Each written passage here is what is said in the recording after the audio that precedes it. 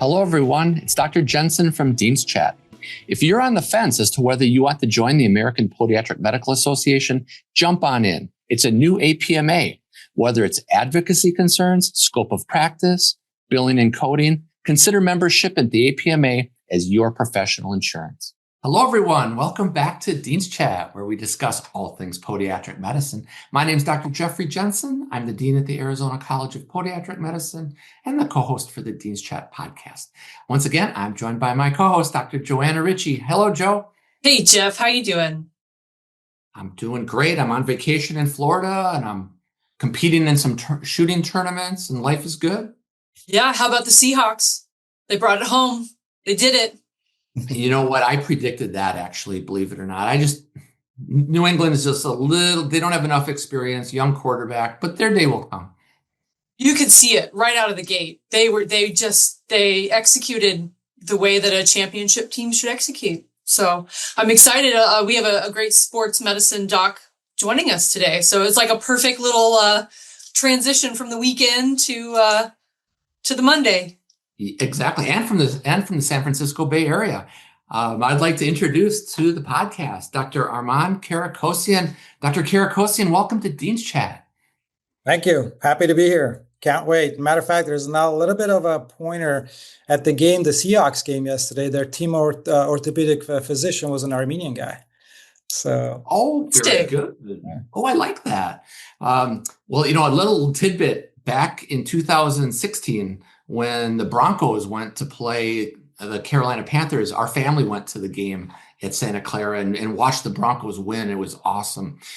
So I have good feelings and vibes when I'm near that stadium. I love it. All right, well, let's get started. We're fairly informal on Dean's Chat. If we can go Arman, Joe, and Jeff, you're good with that? Perfect. Let me give you a little more formal introduction then, Arman. So you came to the United States when you were 13 years old. You were introduced to podiatry when you were 19 years old, when you had an injury playing professional soccer. You ultimately went to the California College of Podiatric Medicine, and after 4 years there, you did your residency at the VA in San Francisco. You went into private practice for approximately 5 years, and then you went back as a staff physician at the VA. And in 2017, you became the residency director, the program director for the 3-year medicine and surgical program at the VA San Francisco. You are also the team podiatrist for the San Jose earthquakes. And Joe, I don't think we're going to have any shortage of things to talk about today. Yeah. Also the Armenian women's national soccer team, which I think is actually pretty awesome. So yeah, Sacramento Republic Football Club. There's a couple of professional soccer league teams that you've been working with, Arman. So we're excited to dive in. Yeah, absolutely. Thank you. It's a pleasure. Arman, we try to start Dean's Chat with kind of the latest and greatest. And last summer was so much fun. I was given the opportunity to join you and your board at the California Podiatric Medical Association annual meeting. And we had so much fun, a lot of good times at Disney with the Western. And then you were installed as the president of the California Podiatric Medical Association. So I thought that'd be a great place to start. That's no short path. You've been involved for a long time. And I was wondering if you could tell us, what's it like to be on the board? What's it like to be kind of setting the direction for the profession in California, and your experience to date?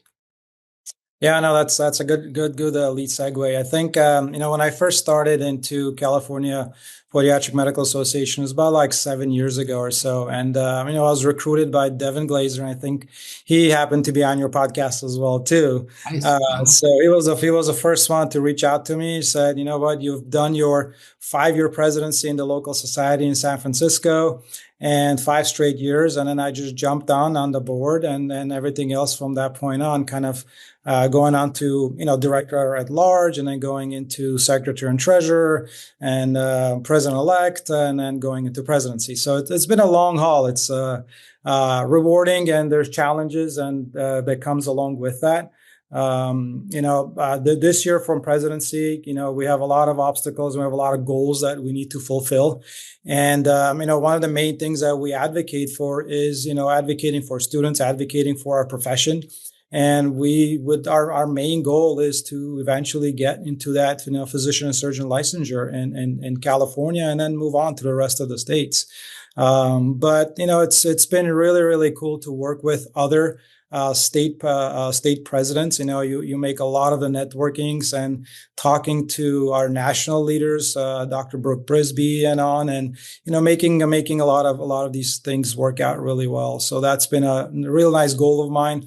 As everybody knows, I love working with students, and that's just been my number one goal, is increasing our student pool, increasing our student seats in the podiatry school. So that was one of the main things why I signed up to lead the California in that sense.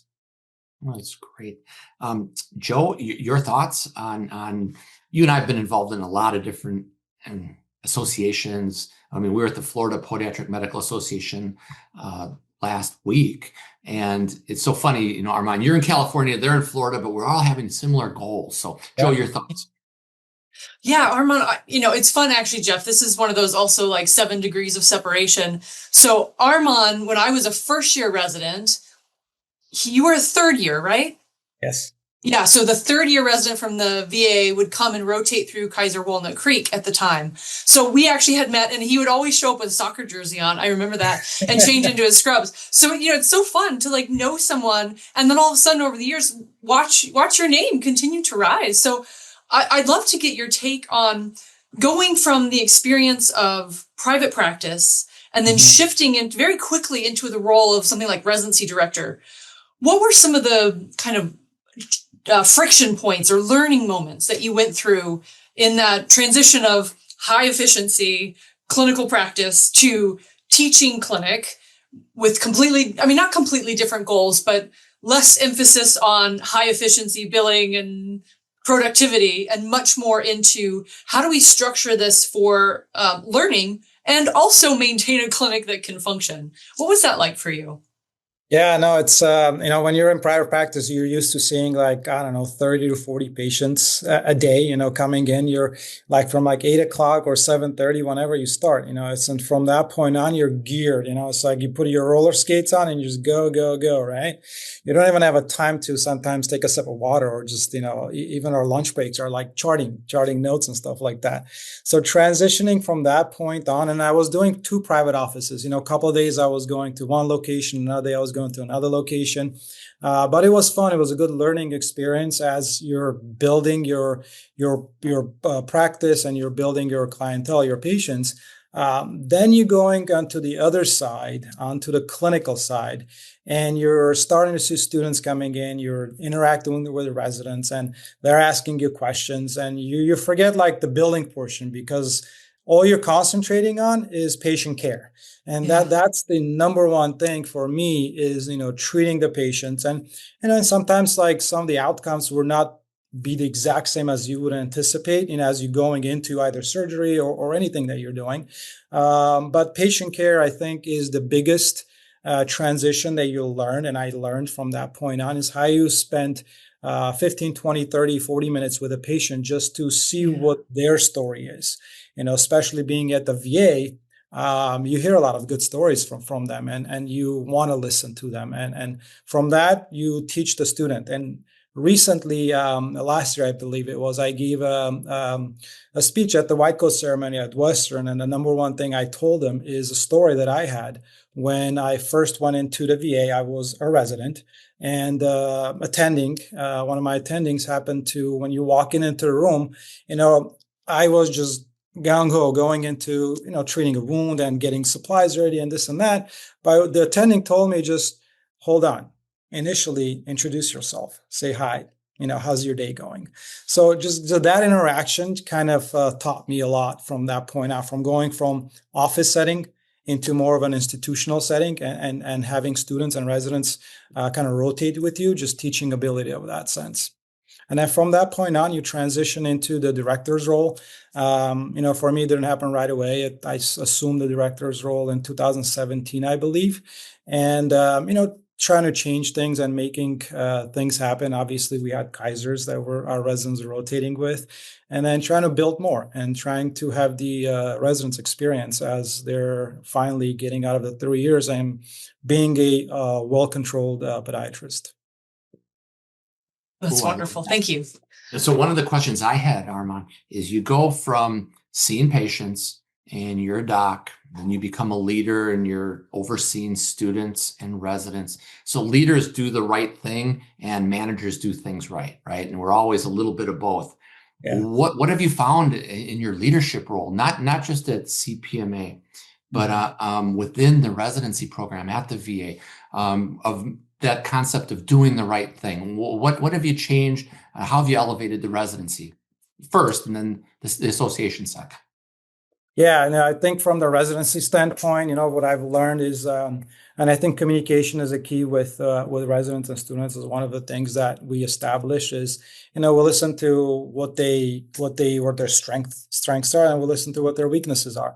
It's the same thing as it happens in sports, right? You want to practice your weaknesses and develop your strength a lot further. So we listen to our residents. I think those are the main things. Is we want to see what they're weak at, and we want to improve that. And then when I'm scrubbed in with surgical cases with them, I at the end we talk, and that kind of brings the best out of them. The other things is going into with a multidisciplinary type of an approach, opening the door to having them rotate with vascular surgeries, plastics, ortho. Then they phase out to a different location like VA Sacramento, they go and rotate there. And then obviously some of the Kaiser rotations that we have that builds the strength. And I think those are the things that we can always improve. And I think the other part of it is academics. I think academics plays a huge, huge role in any residency program and in institutions and teaching institutions. Doing radiology rounds, like simple, Q&A type of things, and going over cases and introducing and bringing other facilities. And Dr. Larry Olaf, we build a Bay Area residency fair every quarter that we get all the residency programs in California, and we do case studies. And I think those things have improved in that sense. And then going on to the association, I think the association has been in a really good place, and I think our Podiatric Medical Association hands-on works with other associations, statewide, and we've tried to build in and try to make it even stronger, bring in like younger people. We've opened up some committees. We've had like residency committee, sports medicine committee, young physician committee, so on the student committees, and we love students to get engaged in that in order to participate and know what we're fighting for and why are we fighting for certain things, especially given the LLC that we're going to have in March next month, going to Sacramento, meeting with a lot of cool people, students and even practitioners who would love to have engagement in that. Interesting. I just wanted to point out one thing, Joe, and then I'll pass the baton to you. I love that you asked your students and your residents their strengths and what they needed and where weaknesses were that you could improve, because it sounds like deliberate practice, right? Turn your weaknesses into strengths. And I love that, Arman. All right, Joe, your thoughts? Yeah, like to piggyback off of that, a lot of what Jeff and I will talk about is psychology of becoming a surgeon. And certainly there's so much similarity and cross pollination between sports psychology and what we do in the operating room of operating at your peak performance. I'm curious what your take is, not only coaching and because you coached your son's league, you were a player yourself, and then now also being a team physician. What do you see as the important principles that kind of reach all areas? Yeah. No, I mean, it's when you're looking at from younger athletes, right? Like when you're talking about 5-year-old kids to 10-year-old kids, it's different when from that level. But everybody has their own needs and everybody has their own stuff that they're going to go through. When I was coaching my son and their league was in a high level league and we're trying to, win, and all they cared about is winning and scoring goals and this and that. But when you get to the next stage, when I played, is one thing you're hoping for is not to get injured, and how can you prolong your career? Transitioning to the following stage, being on the white line, you're on the one side, and then a few years later you're on this side. It's a huge transition, and it's till this day, even if I'm on this side, I still want to kick the ball.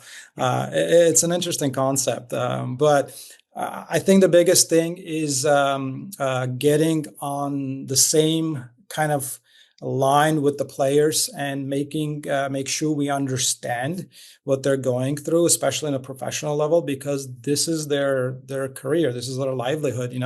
If they get injured, they want to come back as quickly as possible, but we're there to protect them, right? We're there to protect them from their own good sometimes. And I think that's the biggest challenge to go through is, we have to have a heart-to-heart conversation with the players and the medical staff. And I think that's the biggest thing is coming up with a nice goal and coming up with a nice plan so they can return to play as fast as possible.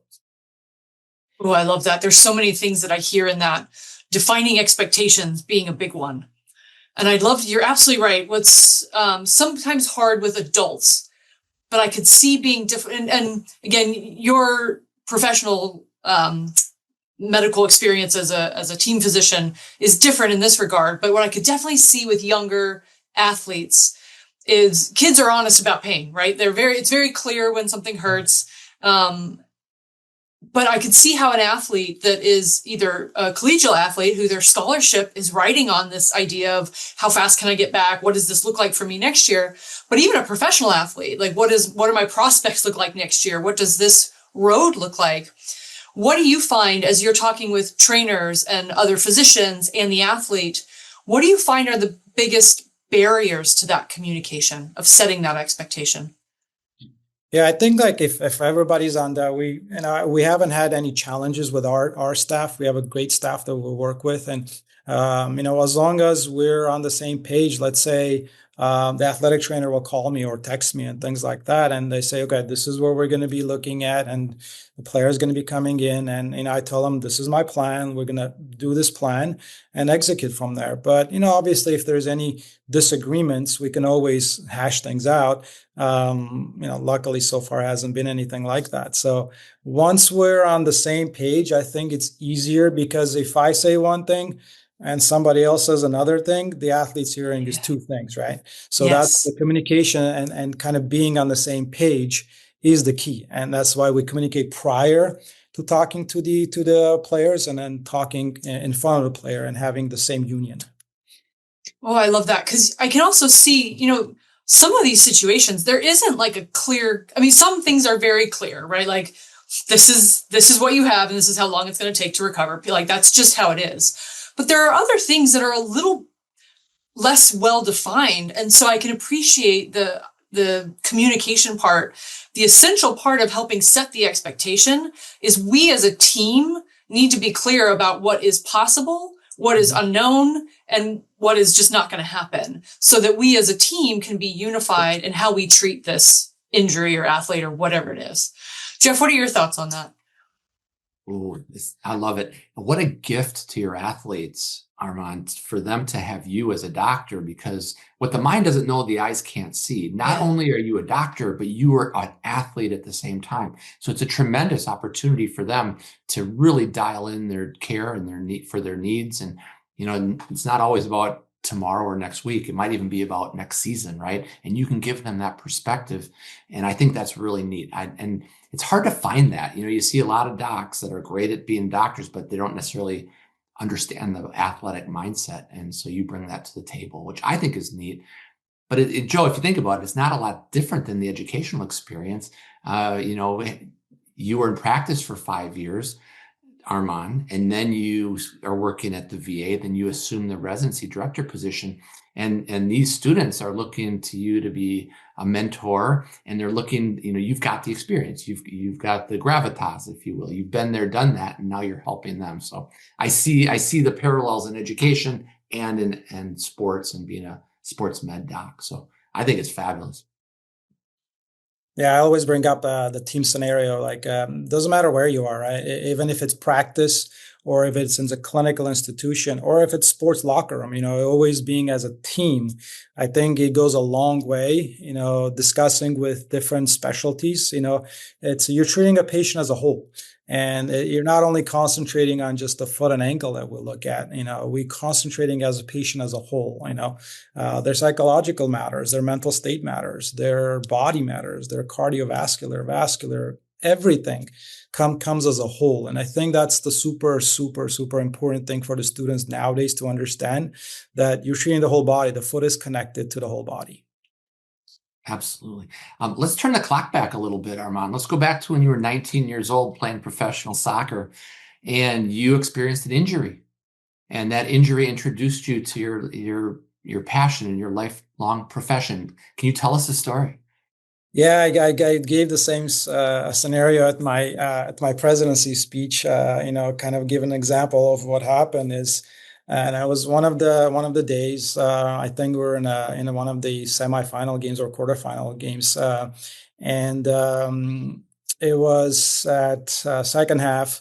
And all of a sudden, I felt some sort of a pop, and I couldn't figure out where it was coming from. I was coming from the bottom of my foot, and sure enough, I thought it was my Achilles. But everybody grabs their Achilles initially, but it wasn't. So, I couldn't move initially. I fell down, and everything else kind of started going fast around that area, and we happened to have a podiatrist on staff. And when he came over, he looked at it, and sure enough, it was a partial plantar fascial tear. And that kind of, I continued, I finished the game, but then I started getting sharp shooting pains around those areas on the bottom of my feet.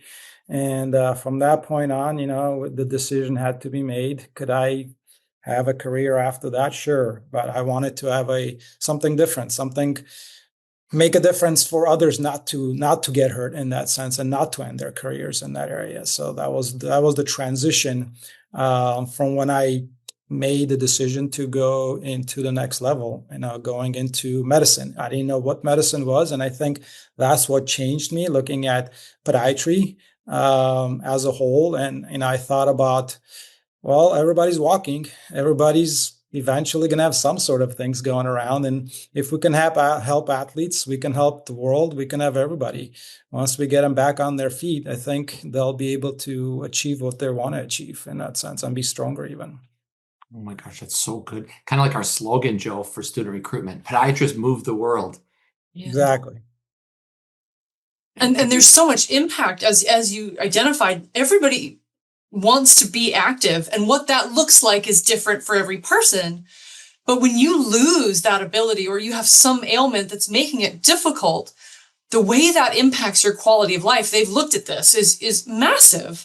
So I could absolutely appreciate that at 19, especially how it impacts your vision of what maybe you had set up as your expectation of where things might go, and then how that shifted a new set of ideas for how you could take the things that you love and apply them in a different way and have a different kind of impact. So I think that's a really neat experience.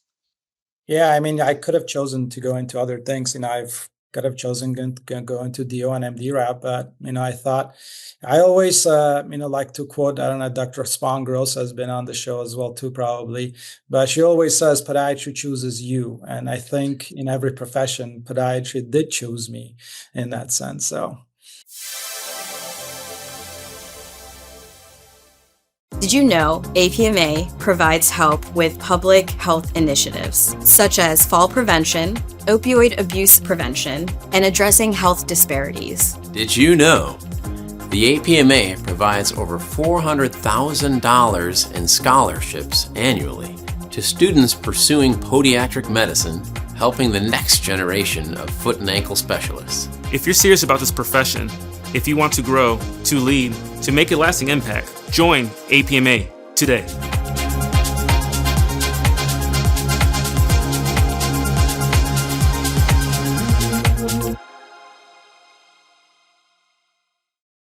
I like that. That's I haven't heard her say that yet on like our stuff. So we'll have she's coming on again. So we'll have to kind of see if I can like poke it out of her.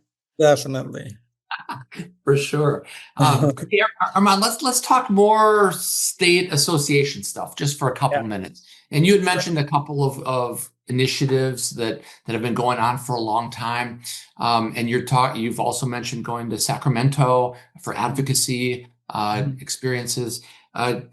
Let's talk about some of the top priorities and how we get there as a profession. I'll give you the floor. Yeah, no, I think the one of the top priorities is to me, that's kind of what it was, is student recruitment. I think that was my initial thing, how I got into this this avenue, and I think that's what we're working on. I think we have something very exciting that you guys will like that we're doing here in California as well too.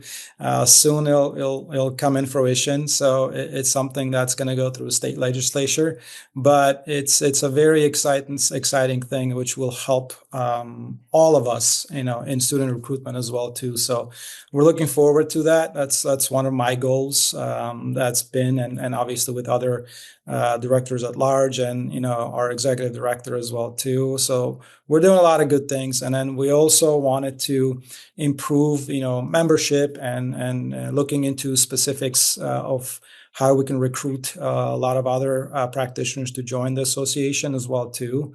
We're trying to work with other institutions as far as like for going for student recruitments. We've done going to high school levels, done workshops there. It's not only like other people. I love myself going there as the president, because when they see the person that is in charge of things wants to come and do these type of workshops, they get motivated and they start asking questions. So where does this come from? But those are the main things. And I think there's a lot of other things that are coming in the pipeline as well too. We love working with our legislative person, Ryan Spencer, who spends a lot of the time, doing a lot of these talks in front of Congress people and in front of the legislative people. Dr. Micah Cornelissen is our new executive director. He's done a lot of good work. So we're excited, and physician and surgeon, kind of a situation that we're trying to eventually establish. And I think taking steps into doing that and working as a team nationally would definitely get us in front of that. What does that look like exactly, Arman? It's gonna hopefully, we're looking at certain situations. I think you're gonna have a lot of obstacles. I think bringing everybody together, bringing the two boards together, talking and bringing in collaboration, and having the challenges are always going to be there. The negatives are always going to be there, but so does everybody else. So do other professions have their own challenges. But I think collaboration nationally, coming together as podiatrists in whole will definitely change that. And advocating, I think advocating would be a big step into that as well. Sure. Joe, at the risk of me hogging this profession, I'm going to pass the baton, or this interview, I'm going to pass the baton to you. It's all right. I've done that to you on more than one occasion. It can be, it's hard sometimes, Arman. You ask a question and then you get really invested in the answer and you're like, but I want to follow up on that part of that question. I think that your point about bringing people together is sometimes one of the biggest barriers, is an interesting experience. And we are not alone in podiatry in this. There are other similar structures where physicians fight with each other. And I just find it so fascinating when the more I talk to more people on all sides of this, everyone seems to have the same goal, which is bring the profession together, high expectations, and move forward.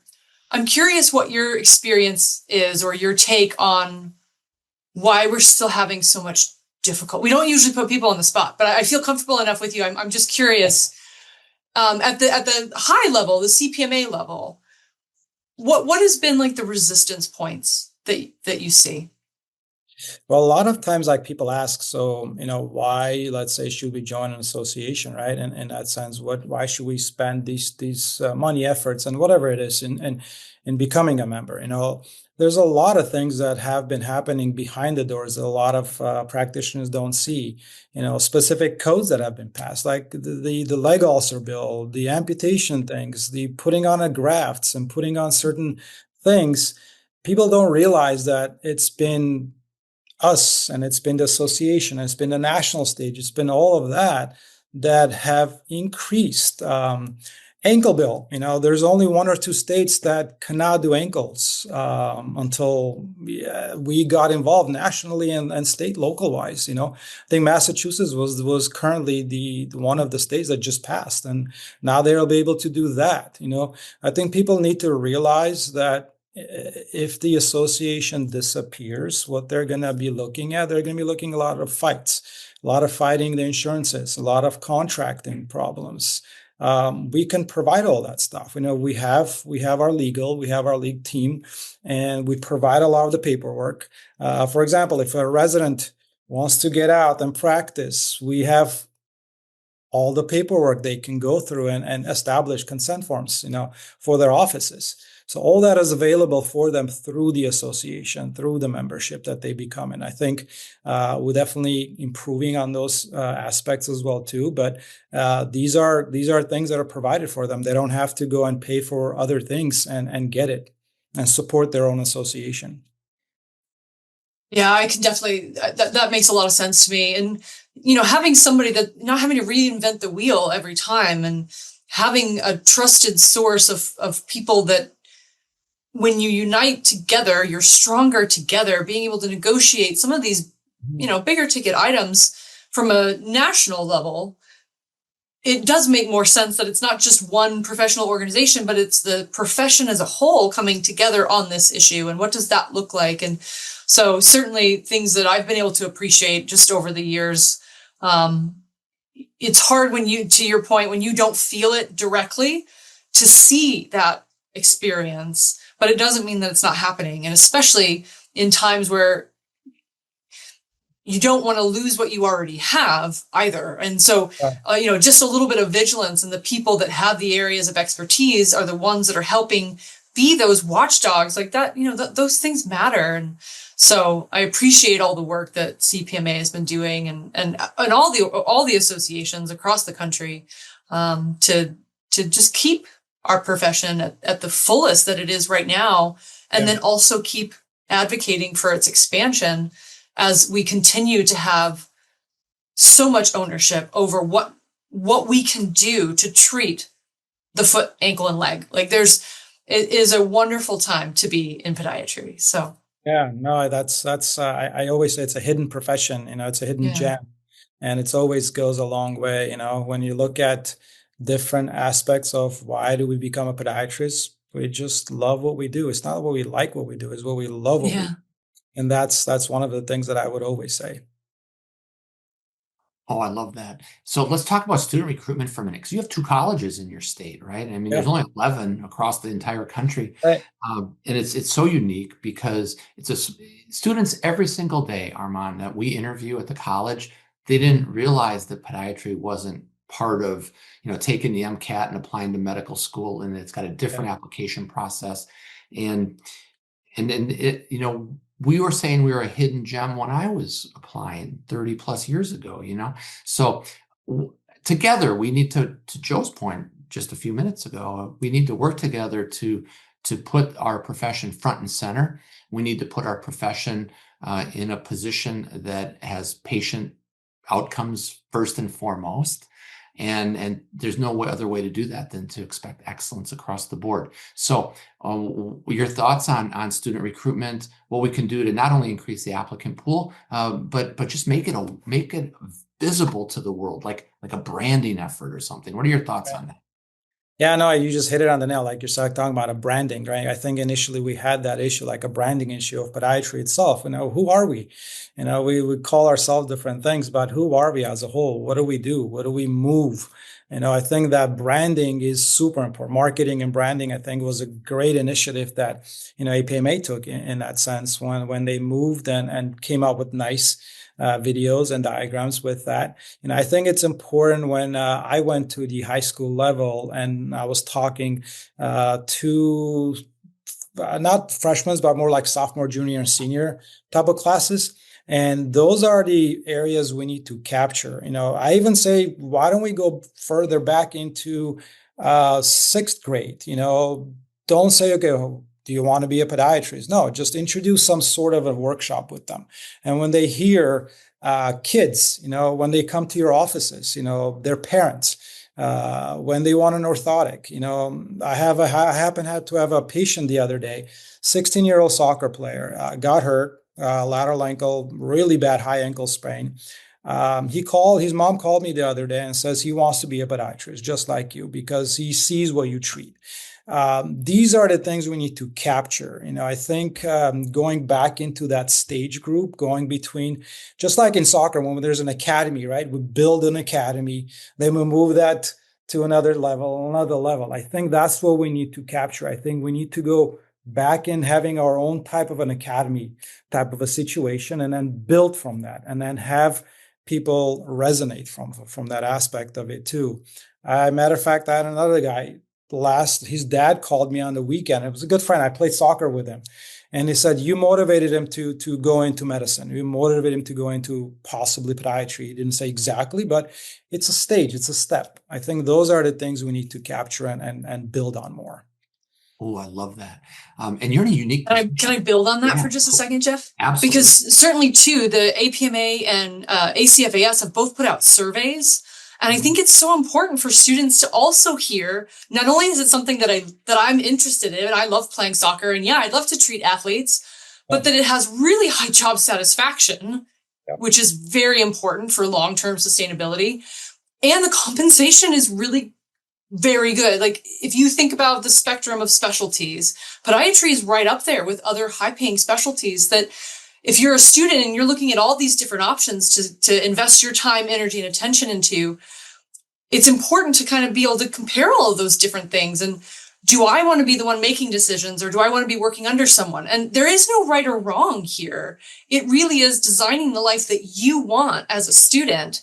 And it's hard to know that when you don't have all the information. So I appreciate the time and the amount of statistical analysis that both of these organizations have put into all of that data. And it's interesting to me that they came out very similar in terms of the experience of high job satisfaction and high paying career.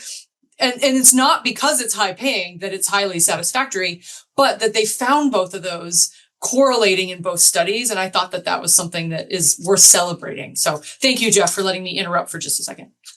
Yeah, now that actually matters because back in the day when we were talking about an average podiatry salary, it was included with the residency salaries. That doesn't count. So when they took that part out and included everybody else who chimed in and did the survey, that was super important because people are going to be coming out in debt, like $250,000, $300,000 in debt. And they have to consider paying it. And we are a well-positioned scenario in that. So it's great. We're well-positioned, but you're also in a unique position because not a lot of residency directors are active from an advocacy perspective at the state level. I mean, you don't see that. Usually people go one direction or another. So kudos to you. I like your perspective. I like your academy, build it up from the base. It's wonderful. Joe, you want to do some rapid fires? Most definitely. Okay, I'll kick it off. So Arman, I lived in San Francisco for 4 years for school, and there was a plethora of unbelievable dining opportunities. What's your favorite restaurant in town? Where do you go the most? The one of the best ones that I really like is right actually next to my office in San Bruno called Jack's. It's a Greek restaurant. One of the best lamb burgers you can ever have in town. And Jack's as in JACK'. Yep. And then the other one is Refuge, and that's located in San Carlos. It's one of the best pastrami's you'll have in town. Actually, Guy Fieri did one of his shows there. So that's my other go-to. Oh my gosh, I love that. All Yeah. right. Joe, your turn. All right, Arman. I'm the music person. So what kind of music are you listening to in the OR? Ooh, I put out my own list. My go-to is I go to Aerosmith station. All right. Very cool. That. Yeah, I don't know if I would have tagged that for you. So I love that. I love being surprised by the music for people. Yeah. Yeah. Okay, Arman, you are going on a family vacation, not podiatry related in any way, shape, or form. Where are you going and what are you going to be doing? Spain is one of my favorite places. I went there 2 years ago with my family. I fell in love with it. I've been to both southern and northern type parts of Spain, and that's one of the destinations that would love to go again. Oh, I love it. It's one of my favorites too. I have not yet been to Spain, so that's on my list. My husband's been, and we keep talking about it. So we have to go visit Luke. Yeah, that's right. All right, so I'm going to go a different direction. Worst piece of advice you ever received and why? Oh my gosh. Worst piece of advice. It had to be during one of our matches. One of our assistant coaches, I forget what it was. It was in college. One of our assistant coaches he said, this guy has been passing around the other side really a lot of the game, most of the game. Why don't you just do slide tackle and just take care of him like that? I said, I don't know if I can do that, but I'll try. I didn't want to give him a no answer. So he's one of your coaches. I couldn't. I went in there, I tried, but I could not take the guy out. I couldn't do it. But we got the ball back. I was able to get the ball back. That was one of the things. Oh, I love it. I like that too. All right. This is a little deeper rapid fire, but if you had a magic wand, Arman, that could help an entire segment of our patient population, what would you do? A magic wand to help our patient population. Oh my God, that's just such a loaded question. That's like so. Yeah, that's a good one. I'm sitting here thinking for a second. One Joe, thing you can answer too when Arman's done. I can probably go on. And one of the things that we encounter, like patients coming in, they already know their diagnosis, right? They're like, I have this. Can you treat this with this, this, and that? I probably would say, one of the things is just be the patient. Well, let us be the doctors and let us guide you on one of those things. That would probably be one of the things. And, I'm very upfront with our patients. I just love to lay down the plan with them and just go from there. But that's one of the things. Oh my gosh, I love that. Joe, do you have what would you do if you had a magic wand? I'm going to take us down a whole nother rabbit hole. So I'll save that for sometime, Jeff, when we have somebody cancel last minute. You and I can rapid fire each other back and forth. But save that one because that's a really good one. All right, Arman. So I want to know, you have the opportunity to invite anybody from history or current living, personal or famous, to dinner to just chat with all night. Who would you invite and why? Anything like anybody. It could be somebody none of us know. That's fine. None of you guys know. Okay. Well, one of my you have to have the why. Yeah. One of my favorite all-time players was Maldini. He played for the Italian national team, played for AC Milan and on. But I never met him. I do have his autographed jersey, but somebody else gave that to me. Would love to kind of sit down and pick his brain and just go through the process of that. Will be an ultimate. What would you want to talk to him about? Because he played the same position I did. He played defense, and he would just. And I'm not a big guy. I'm like 5'8" or so, something like that, and 155 pounds or so. But I bring like so much energy and so much to the game, and I think that he has the similar type of approach. Obviously, he's taller than me, but I would talk to him about like how he became who he became, and how does he deal now on the next level, next stages. Have a whole hard-hand conversation with him would be awesome.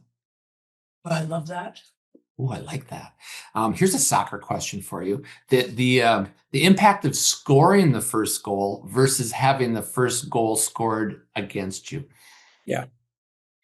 That's a big concept. So a lot of people say the most dangerous score in soccer is a 2-0 lead. Right. That's one of the biggest challenges. But I usually say I think conceding one is okay to do, because you can always come back and win the game in 2-1 fashion, 3-1 fashion, tie fashion. But I think playing from behind 1-0 to me is the best challenge than being up 1-0. Oh, I like that. Motivation. Yeah. Which actually brings me to a funny question that I've never asked, but now I'm really curious because it made me think of the Ted Lasso quote, having the memory of a goldfish.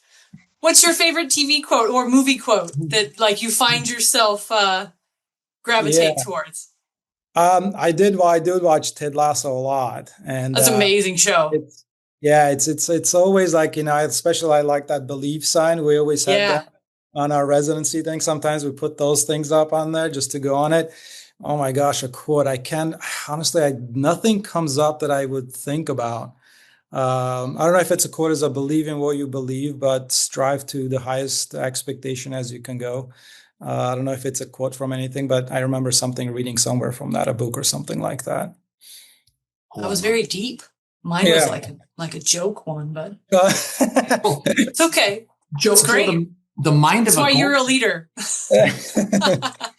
Joe, the mind of a goldfish, though, is deep also. I mean, that's hard to do. Yeah. When you're doing skill sports, whether you're playing golf or something, you don't want to be thinking out there.